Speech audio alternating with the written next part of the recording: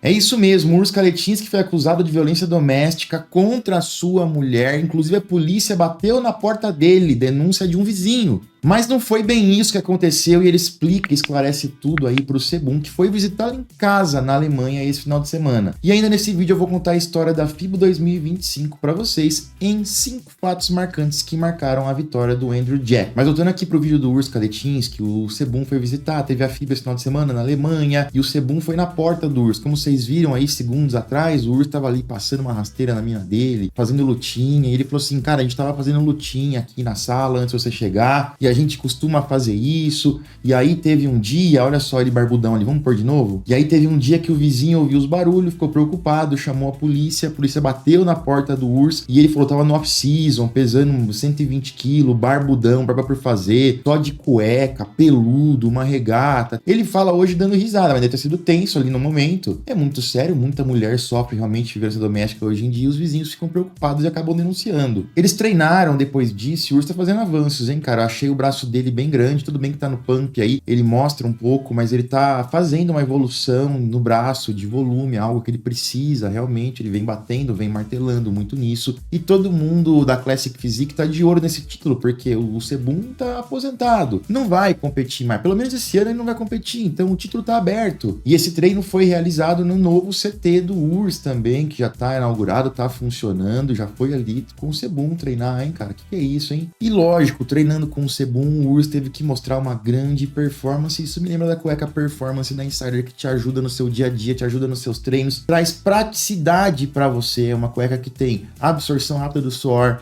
evaporação rápida do suor, conforto térmico, ela te dá suporte sem apertar. E é prática porque ela pode estar com você o dia todo, na academia, no trabalho, na escola. Para fazer cardio é um game changer total, porque ela tem as pernas mais alongadas e o corte dela é feito de um jeito que não vai enrolar, então você não vai ficar raspando uma perna na outra, nem aquela sensação de molhado, de suor, porque ela tem evaporação rápida e o mais importante, tecnologia anti-odor. Esse mês é o mês de aniversário da Insider, com descontos muito loucos lá no site, e o meu cupom Chain esse mês está dando 15% off, somado com os preços que estão remarcados no site já, você pode alcançar até 30% de desconto. É o momento ideal para você comprar e conhecer a cueca Performance. Já tem alguma? É hora de você aumentar o seu estoque, ampliar seu guarda-roupa. O kit com 10 está valendo muito a pena, e lembrando, você pode escolher a cor e o tamanho de cada uma delas separadamente no seu kit. Então não perde tempo, corre lá agora, insiderstore.com.br, link tá na descrição, tá no comentário fixado, tá no QR Code. Clicando nesses links, você aplica o meu cupom automaticamente, você dá uma força gigantesca pra gente poder continuar produzindo conteúdo para vocês. Também quero falar do Bruno Santos, que postou atualização esse final de semana. Bruno Santos, que nesse momento é o segundo melhor pró brasileiro em termos de colocação de Olímpia, conseguiu vitória profissional no passado, foi muito bem no Olímpia, e agora ele está trabalhando juntamente com o Rude Boy, e parece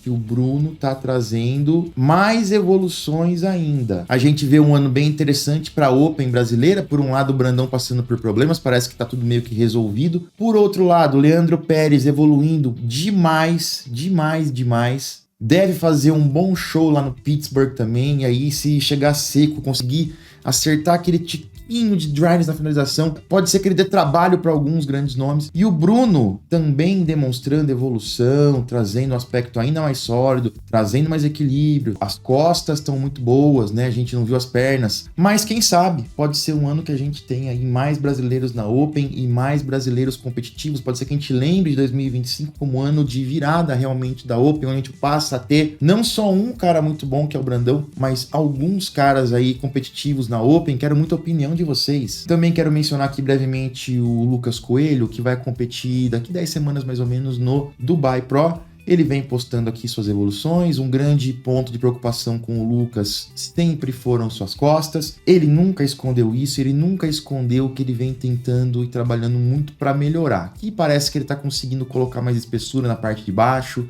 mais espessura de uma maneira geral aqui na expansão. duplo bíceps, eu quero ver ele mais seco para dar uma opinião sobre o que tá acontecendo. Faltam 10 semanas pro show ainda. E conforme for chegando mais próximo do show, a gente vai falando mais aí dos brasileiros que devem e vão competir no Dubai, que vai ser um grande show. Também rapidamente aqui, né, se falou muito disso, o Cris Aceto falou o seguinte, viu o Derek Lunsford lá na FIBO, ele tá espetacular, vocês aí do Pittsburgh estão com problemas, mas aí eu acho que é o seguinte, no Pittsburgh eu acho que pouca gente duvida que o Derek vai ganhar com uma certa facilidade dessa galera, a menos que ele não venha condicionado, a menos que ele deixe a porta aberta, a menos que ele se lesione, então era algo realmente, se o Aceto fala isso aí pros caras do Olímpia, fala, ó, Ascension Dauda, Rádio Chopin, o bicho vai pegar pra vocês, faria mais sentido, porque realmente vai, a gente viu o Andrew no Arnold, ele tá muito bem, ele tá se mantendo muito bem, mas pro Pittsburgh eu não sei, não sei, né, se faz sentido falar isso. E agora eu quero trazer aqui 5 fatos importantes, 5 fatos e fotos, alguma coisa assim, 5 fatos importantes contando a história em 5 fatos desta FIBO Pro Show. Andrew Jack foi o grande vencedor, ele recebeu muitas críticas em relação ao seu condicionamento. Nas prévias a gente não teve streaming, não teve fotografia profissional aparecendo, todas as fotos eram amadoras, a iluminação estava péssima e tudo isso aí contribuiu certamente para fazer com que os físicos parecessem pior do que eles realmente estavam. Não quer dizer que estava todo mundo bem, mas o Andrew ele deu uma impressão dele estar muito, mas muito pior nas prévias, assim como o Sérgio, etc. O próprio Sassan Irati, que estava seco que nem o deserto, a gente conseguia ver o condicionamento dele, aqui são as prévias,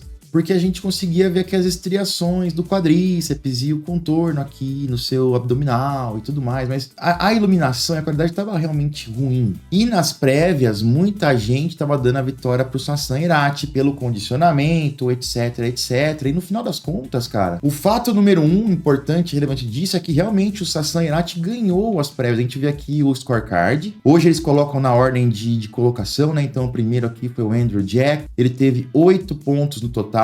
Aumentando aqui um pouquinho para vocês. 8 pontos no total contra 10 do Sassan. Então aqui nesse sistema de pontuação da Pro League, que não é o melhor, o Andrew ganhou por 2 pontos, quem faz menos pontos ganha, porque, por exemplo, aqui nas finais ele teve 3 pontos, porque são 3 notas válidas, e 3 notas válidas deram primeiro lugar, então é 1 mais 1 mais 1, dá 3. O Sassan teve 3 segundos lugares aqui, então deu 6. Então nas finais o Andrew venceu, mas nas prévias ele perdeu, ó, 5-4. O Sassan fez menos pontos, e quem faz menos pontos ganha, então ele terminou na frente. Não foi uma vitória superlativa, não foi uma vitória fácil. E aí entra o Sérgio Oliva, que nessa, vou pausar aqui com todo respeito, a thumb do vídeo era essa aqui, e parecia, cara, quando eu bati o olho, eu falei, nossa, fizeram uma montagem com o pai do Sérgio Oliva no palco, porque aqui ficou parecendo muito o rosto, o bigode e tudo mais, mas o Sérgio Oliva acabou ficando em terceiro lugar. Só que o Sérgio Oliva, nessa foto aqui a gente vê, né, como eles melhoraram, ó, o Andrew nas finais veio bem mais seco, com estriações do peitoral que ele não ia trazendo, com mais detalhes na perna, ele acabou secando um pouco mais. De costas não foi bem assim, né, ó, aqui no abdominal e coxa você via aqui os oblíquos marcando, então ele não tava, vamos dizer,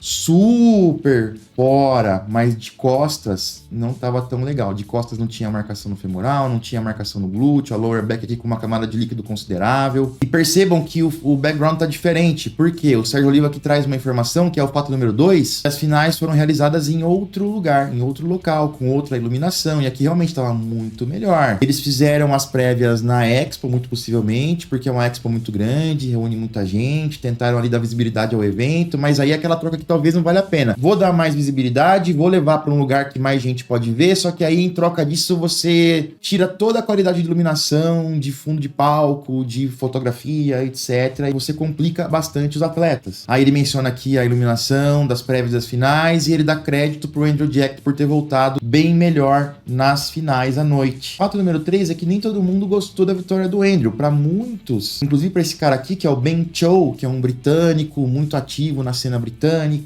e o Sassan Irati mora no Reino Unido. Então ele tem uma amizade, uma relação estreita com muitos dos caras britânicos, e aqui o Ben Cho, que é um cara que fala realmente o que pensa muitas das vezes, ele fala, desculpe, mas o Sassan Irati tava 100 de 100 nesse tipo aqui com esse tipo de condicionamento, tava muito superior. E aqui ele coloca uma provocação pro Andrew Jack, fala assim, isso aqui era um guest posing, por acaso? E o fato número 4 tem muito a ver com isso, na minha opinião. É o seguinte, o Andrew já entendeu que o volume superior, o frame muito grande dele, as linhas que ele tem, vão sempre trazer uma ampla vantagem diante de caras menores. Ele vem conseguindo colocações interessantes aí mesmo sem estar super condicionado. Boas colocações no Olímpia, boas colocações no Arnold, vitória profissional. O recado que a arbitragem passa para ele é o seguinte: o seu volume, o seu frame, etc., compensam a sua falta de condicionamento. Por mais que o Tyler fala, ele tem que chegar seco no talo para superar o Hadi Choopan e superar o Samson Dauda, por exemplo. Mas de resto,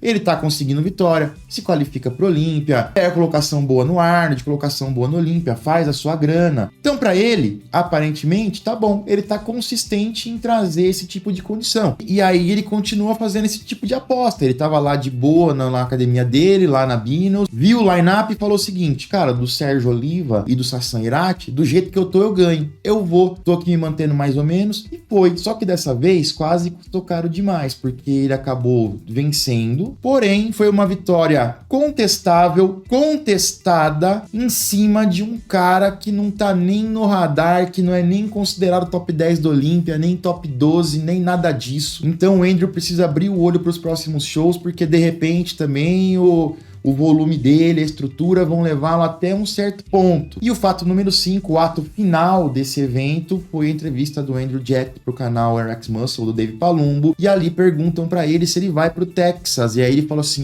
fiquem ligados, vamos ver. Ele não sabia muito bem o que falar, ele parecia meio desconcertado, falou que tem que melhorar a aura dele também. Falou assim: que você tem que melhorar para os próximos shows? Falou assim: a minha aura. Aí eu falei: gente, que porra é essa?